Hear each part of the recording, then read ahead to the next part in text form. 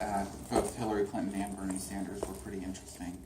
Um, in what way do you think, I mean, and we know the history of their past records, which you talked about, but they both support comprehensive immigration reform at this point. I mean, there doesn't seem to be a huge difference in the issues that they support today with you. So what would make you a more effective president on behalf of these issues? Because of my commitment, because of my track record of leading with my being clear about my principles and about bringing people together to get the difficult things done. I mean, anybody can follow a poll, but it actually takes principled leaders to make themselves vulnerable in order to get things done. And that's what I've been able to do time and time again. I'm the only candidate of the three of us that actually has 15 years of executive experience, rounding up, counting votes, persuading people, and oftentimes it was a different combination. So I've learned how to govern. I'm an effective leader. I don't right off the bat declare that all Republicans are my enemies, and if I did, I wouldn't have gotten so many of the things I got done in Maryland done. And also, I think one has to ask, is this a priority for the two of them because it's an election year, or is this something they truly believe? And if they truly believe it, why didn't they demonstrate that true belief in earlier years? What do you think the answer is? Well, I don't know, but I think it's a good question to ask. I mean, I think that they have, when you listen to the two of them talk about immigration, I mean, you can tell that they are very much of yesterday's mindset. Phrases like "immigrants take our jobs," or this should be a state right on the healthcare sort of stuff. Yeah. I think Decry's state right is. Oftentimes states get there ahead of the United States. Yeah. But I think that to say that something is a state right is a bit of a cop-out. Governor, can you talk a little bit about the driver's license program you worked on in Maryland and Sure. whether or not that's something that could be implemented on a national level? Yeah, I think a lot of states are doing it. I haven't kept close track, but haven't a lot more states implemented driver's licenses? I mean, once the Obama administration was elected and they came in with some new guidance, it became easier for states. The Bush administration was taking a very hard line that they were going to bar any resident from a state that was not their version of Real ID compliant, which meant that no new American immigrants could obtain driver's licenses. But I think many states have followed that, and I think it's the right way to go. For everybody's sake, you want people to obey the rules of the road, get the compulsory insurance that they're supposed to get in case, God forbid, there's an accident, and people have to be covered for their expenses and medical treatment. Yeah. Since we're talking about polls, Republicans, and states, seems like the city of Houston is still reeling after last week's vote on the HERO non-discrimination ordinance. In Kentucky, Republicans were campaigning on, getting rid of Obamacare and, hating immigrants, and seemed to win quite big. I watched the forum last Friday, and Rachel Maddow asked you if you were concerned you had gone too far, too fast in Maryland.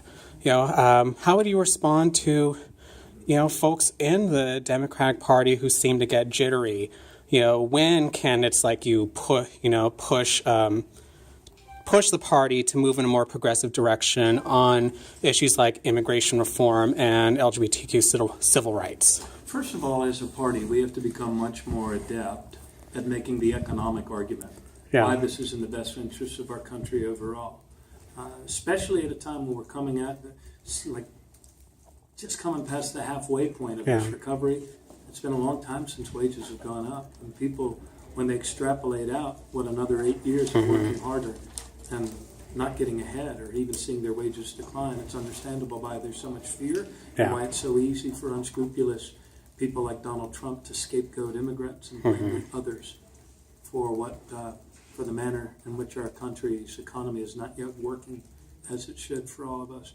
So when I ran for governor of Maryland, when I ran for re-election, I ran for re-election after having to do most of the most unpopular things. There was no hue and cry for that I had gone too far by repealing the death penalty in my second term, or that we shouldn't have passed comprehensive immigration reform. In fact, there was broad-based support for it. And in terms of modernizing the gas tax, 1 year after we had actually modernized the gas tax, the price of a gallon of gas went down by 50 cents. So everyone running for statewide office, and when I ran for election in 2007, I defeated an incumbent Republican governor who was actually more popular than me the day I beat him. And then he came back around and we beat him by 14 points. Yeah. Even though we had to defend having to raise the sales tax by a penny, having to do more progressive income tax. But that year we kept bringing it back to the decisions and the choices and the tough things we need to do so our kids can be winners in a changing economy. And we won by 14 points. Yeah. And in this year in Maryland, candidates who talked about that in our state, Brian Frosch totally wrapped himself in all of the most progressive accomplishments of the last 8 years. Yeah. And he won by an overwhelming margin. He even won in Baltimore County. Yeah. So Peter Franchot Yeah. also, wrapped himself in all of the most progressive accomplishments of these last 8 years. We held on to our state Senate. We lost a couple votes here. Yeah. We held on to, lost a couple votes in our House. County executive of Baltimore County is a Democrat. Baltimore City's chief elected official is a Democrat. Rusher and Baker in Prince George's County, our most populous and affluent African American county, I think, in the nation. Yeah. Montgomery County. So we lost Howard County, but I think it is not true to say that because we went supposedly too far, that's why we didn't have the results all of us were pulling for in Anthony Brown's race. Yeah. In terms of other states, many of us remember what happened here in Nevada in 2010 when, seemed like against all odds, Senator Harry Reid won re-election and largely campaigned on immigration reform and passing Obamacare. Yeah, you got to put it together. Look, the truth can defend herself. Yeah. She has to be stated first. And if we don't put together for people the truthful story that by including more people more fully in the social, political, and economic life of our country or of our state, that's what allows us to do better. If we don't tell that story well, the other guys turn elections into a referendum on taxes. We saw that here in Nevada last year. Or on people's fears. Yeah. And are you afraid? If yes, vote Republican. But fear and loathing and scapegoating never built a great country. So we as a party need to do a better job of A, acting like a party, and B, communicating the story of an inclusive America and an America that's compassionate and generous and good. And if we do that, we'll get the turnout. It's very, very tough. Right now, the people that have been waiting the longest and hit the hardest by this recession are people, many are Democrats of the most humble means. And so one can understand why people are demoralized. If in their neighborhood in Baltimore, 8 years after having had a Democratic president, a Democratic governor, and a Democratic mayor, their unemployment's higher. I don't think one can understand why they don't turn out in off-year elections. So we need to do a much better job of Democrats of acting like Democrats, speaking like Democrats, and connecting the dots to the story of inclusion and greater opportunity for all. Governor, you tried to draw sort of a generational contrast in leadership styles and immigration reform, and you talked about the policies of the past in reference to Secretary Clinton and Senator Sanders. Are you concerned at all that so many younger proponents of immigration reform are supporting Hillary Clinton? I mean, I'm thinking of the Castro brothers, for example. They're campaigning with her in Texas. Why are they drawn to her? Are they not doing their due diligence to know Because the about Clintons are the most colossal political organizing and political fundraising couple ever that ever came out of the United States of America. And so most incumbent politicians in the Democratic Party will not take the chance of not being part of their campaign right now. But fortunately, those politicians are greatly outnumbered by the voters. And that's who I'm talking to, across Iowa and New Hampshire. And it is true that I do have a different generational perspective. And indeed, I think our kids have an even better perspective. They're very comfortable with the truth that they are citizens of the United States, but they also inhabit this one small planet. And in their lexicon and language, the word foreign has almost become antique, And I think that tells you where the country's going. I think we need to move forward on immigration reform. Our best chance of getting a winning coalition and building the consensus is to speak to where our country's going, not to where we've been, not the triangulation of the past. I voted this way on this one, but that way on another one. I mean, that's not what's going to develop a new consensus, and people are smart and they're on to it. So immigrants do not take our jobs, actually. Immigration reform allows us to create more jobs and makes wages go up. It doesn't make it go down. And allowing new American immigrants to get driver's license, everybody understands it's like common sense now. And even the DREAM Act, when you campaign on it and tell people what it is rather than what it's not.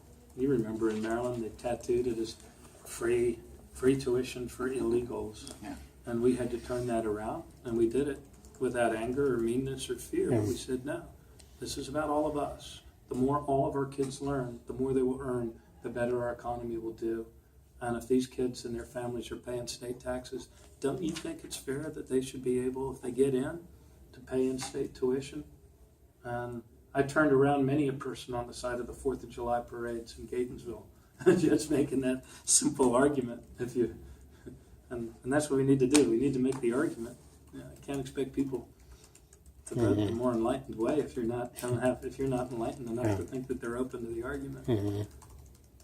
Governor, in that same vein of incumbent Democratic politicians, Senate Minority Leader Harry Reid hasn't announced an endorsement yet. Have you had any interactions with him recently, or do you hope to have any interactions with him soon? Oh, I tried to stay in touch with him, but come to think of it, I should have given him a courtesy call before I came here. I failed to do that. I have a great deal of respect for him. I thank you for asking me. I at least can give him a courtesy call on the, before I go to the next stops today. Did you have any concern about him appearing with David Brock on the night before the debate? I'm sorry, who's David Brock? He runs the Correct the Record Clinton Super PAC. Oh. He wrote the book. Yeah. Former head of Media Matters. Yeah, the media Mm-hmm. Matters. I'm sorry, what book? he just came out with a book about, is it about Benghazi? I haven't read it. It's about Benghazi or something. About Hillary Clinton. In And, the 90s and attacked the Clintons, and then he flipped. And Yeah. Now he's Hillary's biggest defender. Oh, good for him. The angels cheer when one is saved. yeah.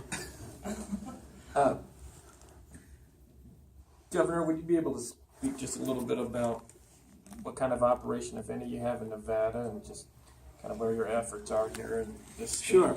Yeah, we have deployed one of my very best organizers, one of the best organizers I've ever worked with in my life, Brad Elkins, and he's standing right over there in the corner in the gray suit, looking very dapper. In fact, better dressed than I've ever seen him. He's usually a jeans and t-shirt guy. So we're putting together the grassroots organization here. I've been here many times. I'm very, very grateful to have been endorsed by my former colleague from the U.S. Conference of Mayors, Oscar Goodman. And so we're going to be organizing and fully competing here.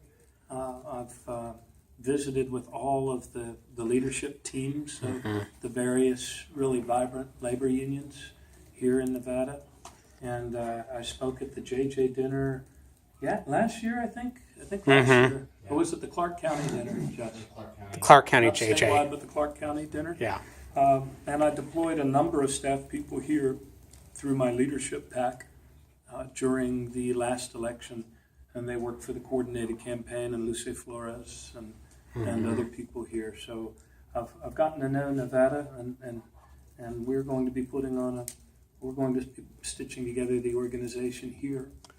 Most of my retail time, my time meeting voters, is spent in Iowa and New Hampshire, but increasingly I'm making more and more trips to both South Carolina, where a number of Vice President Biden's major supporters have come to my campaign: Isaiah Nelson, Trip King, John Moylan. So they're all committed to my campaign. And I would hope we see the same movement here from those that might have been waiting for Vice President Biden. And so I'm excited. We've, ever since this campaign really in the Democratic Party was only allowed to get started with that first debate, however long ago it was it 18 days ago or something? So by the same time last year, we had 8 years ago, right? We had 9 debates. We've had that first debate. Then we had the JJ dinner in Iowa, which is traditionally the kind of turning point where you move from the introductions and the biographies of what are often a whole host of new candidates to the contrast phase of the campaign. And this year there's only 3 of us contrasting. We've never had a smaller field than this. And you can point to any number of challengers who went on to beat expectations and suddenly emerge in the Iowa caucuses, whether it was Jimmy Carter or President Clinton or Hart or John Kerry. I mean, many of them were at the same place we were at in terms of public polls, which have a notoriously difficult time zeroing in on the convention-style politics that is Iowa spread over a big map. But none of those candidates had ever had the opportunity I have now to make my case as just one of 3 candidates on a platform. The rules of the very first debate, to the 5 of us, we were told 80% of the questions are going to the 2 front runners. So if you think you have something to say, you should try to jump in. How will that be different this time? I think it will be much more equal time, as you saw in Rachel Maddow's forum. And it was only on that night that most of the public tuned in again and realized, oh, the last time I watched the Democratic thing, there were 5. Now there's 3. I know, there's that guy, whatever his name is, that I hope to hear more from. Well, they said your name on Saturday Night Live. And they're able to hear more from me. So I'm really looking forward to this next debate. And I think we've gone from 1% in national polling, not that that's determinative, but we've gone from 1% to 5%, which from a business analytics standpoint is a 500% improvement over just 18 days. And I think what you will see as this race goes on, if my gut is right, we can't be this dissatisfied with our gridlocked, polarized, and divided national politics, and this dissatisfied with an economy where the majority of us are working harder but can't get ahead, and believe that a resort to divisive ideologies or polarizing figures from the past is going to bring us forward as a country. So I think both parties are actually scanning their field for a new leader. And I think as that scanning continues and as the deliberation starts to kick in earnest in those early states in Iowa, New Hampshire, and Nevada, I think we're going to continue to pick up steam, because for all of the good intentions the other candidates profess about progressive things they'd like to get done, only one of us has 15 years of actually getting them done. In a very difficult place over some pretty deep divisions, and at a very difficult time bringing my state through the recession. And I never ever threw poor people or the elderly under the bus in doing it. Instead of cutting schools in the recession, I increased funding by 37%, and I managed to keep a consensus and a coalition together to govern in ways that even allowed some Republicans to join us on important issues like marriage equality or repealing the death penalty. So I think people are going to hear my story more and more as this progresses. Since we're talking about that, first off, how do you think Democrats here should you be the nominee? And we have a competitive U.S. Senate race, competitive congressional races, and Democrats are trying to retake the state legislature. Yet earlier this year, our Republican Governor Brian Sandoval passed a major tax increase to fund public education. And I've heard from some Republicans who seem to hope that next year voters will focus more on what he did this year as opposed to what all the Republican presidential candidates are saying at their debates. And secondly, are you concerned at all with former Mayor Oscar Goodman's past fights with President Obama? Look, we're about the future. Yeah. We're about the future, and I'm honored. I'm very grateful to former Mayor Goodman for his support. And you'll be seeing us announce even broader circles of support here. Yeah. And the first question, look, I think as a party, if we are the party that's about making wages go up and not down, if we're Yeah. the party that has the ideas that can actually make our economy work again for all of us, and we make the argument to people, I think we're going to see a big turnout. And I think that all of us who worked hard for the president's reelection never believed that we were electing a magician. We were electing a president. Yeah. And he's accomplished some really important things in 8 years, but there's a lot of work that's still left to be done. And there is not one candidate in the Republican Party who offers a break with the failed trickle-down economics, look the other way at Wall Street sort of approach that got us into this mess to begin with. Who would governor nationally like Brian? Okay, Thank great. you, guys.